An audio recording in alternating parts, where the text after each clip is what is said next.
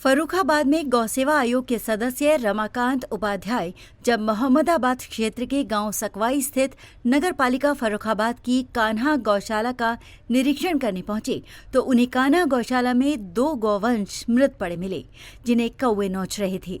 एक मृत गौवंश की आंख गायब थी। ये नजारा देखकर गौसेवा आयोग के सदस्य बिफर पड़े। उन्होंने स्थिति पर कड़ी नाराजगी व्यक्त की और संबंधित जिम्मेदार अधिकारी पर कार्रवाई के निर्देश दिए। उसके बाद उन्होंने ग्राम खटा स्थित गौशाला का भी निरीक्षण किया।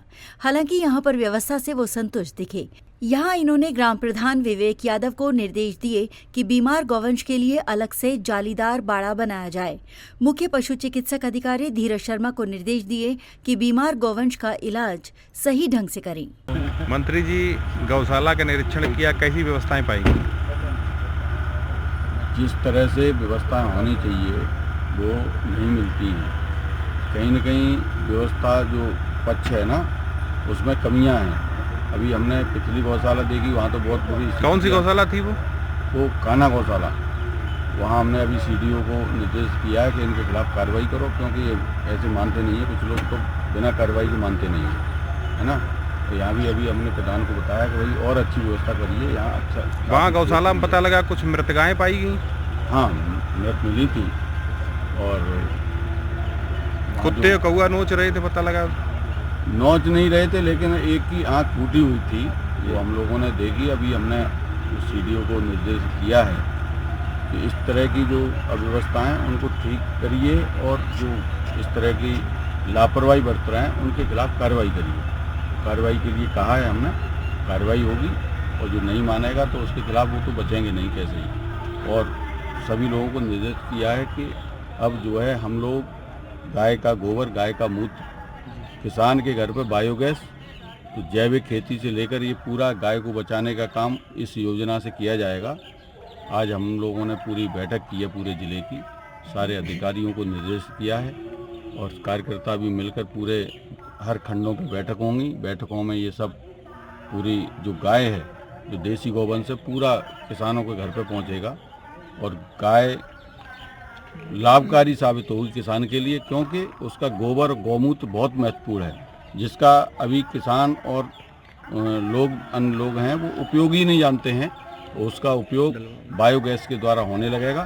तो ये जो गौशालाओं में से गायें किसानों के घर पहुंच जाएंगी। गौशालाओं में केवल वही चिकित्सा संबंधी जो गौवंश है या इस तरह का गौवंश है, कोई जो नंदी हैं उस तरह के, कोई खतरनाक नंदी हैं, ऐसे ही लोग ये जामे इसमें जो है गौवंश है वो रहेगा। और इसके अलावा धीरे धीरे सारे गौवंश किसानों के घर पर पहुंचेंगे। बायोगैस लगने के बाद पूरी खेती जैविक हो जाएंगी और ये खाद, गैस और यूरिया, जो गौमूत्र है, ये सारे पैसा किसान का बचेगा और किसान का पैसा जैसे ही जैविक उसकी खेती हो जाएगी तो उसका जो उत्पादन है वो भी महंगा बिकेगा। तो ये जो है धीरे धीरे, और जैसे ही किसान इसका उत्पादन करेगा तो सरकार को भी जो सब्सिडी सरकार की जाती है वो भी सरकार की बच जाएगी। चिकित्सा के पैसे बचेंगे और पानी बचेगा, पर्यावरण बचेगा। ये सारा जो है केवल और केवल ये गौ माता है, ये जो घूम रही है यहाँ, अभी लोग उसका उपयोग नहीं समझ रहे हैं। तो वही जो है सर्वदेवमयी गौ माता के रूप में ये एक सिद्ध मंत्र वेदों में लिखा हुआ है। तो ये जो है गाय ही सबका कल्याण करने वाली है। तो इस आधार पर काम चलेगा तो गाय भी बच जाएगी, किसान भी बच जाएगा, किसान समृद्धशाली हो जाएगा और सारी समस्याओं का समाधान इससे निकलेगा। और इस तरह की योजना बना के हम लोग आगे काम करने वाले हैं। ठीक है सर, पिछले दिनों समाजवादी पार्टी के नेता द्वारा एक खबर प्रकाशन में आई थी, उन्होंने सरकार पर बड़े सवाल खड़े किए थे कि गौशाला नहीं, ये मृतशाला है। इसके जवाब में क्या कहेंगे आप? मैं एक बात बताना चाहता हूँ, सरकार जितना माननीय मुख्यमंत्री जी जो कर रहे हैं, आप देख रहे हैं कि 30 रुपये देते थे, 50 रुपये देने लगे।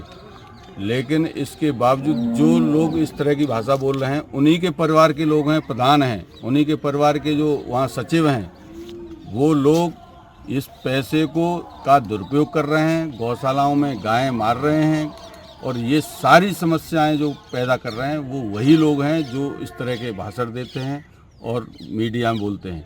अन्यथा की स्थिति में जो गाय है उसके लिए इतना पैसा आ रहा है कि गाय को पूरा बढ़िया तरीके से खर्चे चल रहे हैं। गाय बहुत अच्छी समृद्धशाली हो सकती हैं और अच्छे कार्यकर्ता हैं, वो इस पर अच्छा काम भी कर रहे हैं।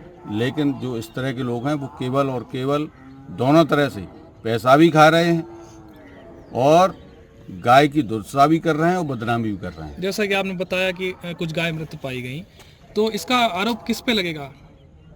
ये वहाँ की जो व्यवस्था है, भाई गाय अगर बीमार है तो उसका स्थान एक अलग होना चाहिए, उसके लिए अलग व्यवस्था बाड़ा बनना चाहिए।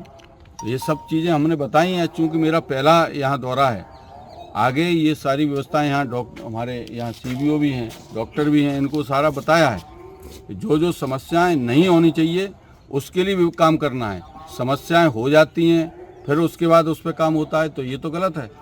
समस्या न बने तो इसके लिए पहले ही समझ में आ जाना चाहिए कि पानी है तो अच्छा हो, चूना लगा हो, उसकी जो जैसे गाय बीमार होती है तो उसके लिए जाली लग के पूरा एक कैंपस अलग हो जिसमें बीमार गाय उसमें रखी जाए। वहाँ न कौआ जाएगा न कोई कुत्ते जाएंगे, नहीं तो ये समस्याएं बनी रहेंगी। तो इन चीज़ों पे लोग विचार नहीं कर रहे हैं, तो उस पर हमने निर्देश किया है कि हर गौशाला में एक कैंपस उसका इस तरह का बनना चाहिए जिसमें गाय कोई बीमार होती है, कोई अस्वस्थ है, किसी की समस्या हो गई, कहीं एक्सीडेंटल गाय आ जाती है तो उसको उसमें रखा जाए और उसकी चिकित्सा व्यवस्था कराई जाए। धन्यवाद।